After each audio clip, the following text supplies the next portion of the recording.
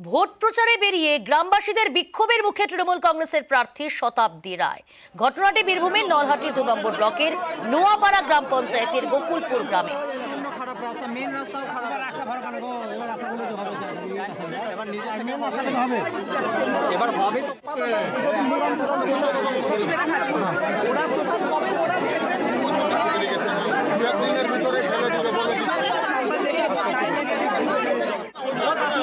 কথা বলবো, আমাদের সঙ্গে রয়েছে প্রতিনিধি অক্ষয়। অক্ষয়, কেন শতাব্দী রায়কে ঘিরে ধরে বিক্ষোভ? স্থানীয়দের কি দাবি তুলছেন তারা?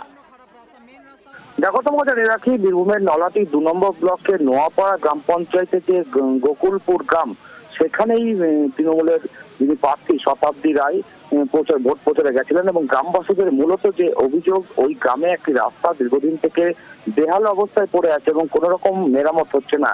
এর ফলে গ্রামবাসীদের সমস্যায় পড়তে হচ্ছে বারবার এবং জল জমে যাচ্ছে রাস্তায়। এই সমস্ত ক্ষোভের কারণেই শতাব্দী রায়কে সামনে পেয়ে তারা বিক্ষোভ দেখাতে শুরু করেন। তারপর শতাব্দী রায় তাদেরকে আশ্বাস দেন এবং গ্রাম পঞ্চায়েতের যিনি প্রধান তাকেও নির্দেশ দেন যে ওই রাস্তাটি আপাতত এখন মোরাম ফেলে যাতে মেরামত করা হয় এবং তারপর সেই গ্রামবাসীরা বিক্ষোভ তুলে নেন।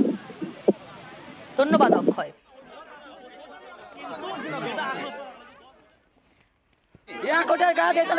আমি কিছু জানি না, এই তলা যেতে হবে, ভোট আমি দিব, এই তলা যেতে হবে, আপনি এই তলা যেতে হবে, দেখেন আপনি ওই তলা যেতে হবে, এই তলা যেতে হবে, এদিকে আপনি গিয়ে রাস্তার অবস্থা দেখেন, রাস্তাটা কি পরিস্থিতি, তারপরে আপনি বলবেন। এখন কি বললেন শতাব্দীকে কাছে পেয়ে আপনারা? আমরা বললাম, রাস্তার জন্য বললাম, তা কিছু হবে, এখন আগে যা হয়নি ওটা ছেড়ে দাও, এখন হবে, ভোটটা দিয়ে জিতাও, তারপরে হবে, তাই বললো। 80 লক্ষ টাকা স্যাংশন হয়েছে। সেই 80 লক্ষ টাকা স্যাংশন হয়, তার মানে ইলেকশনের জন্য টেন্ডার বন্ধ থাকে, তারপরে তাদের এই রাস্তাটা হবে। আপাতত যে কাদা আছে আমি কোথাও বলে দিচ্ছি, যাতে কিছু মোরামের মতন ডাস্ট পাঠিয়ে দিয়ে যাতে রাস্তাটা নিয়ম চলার মতন করতে পারে।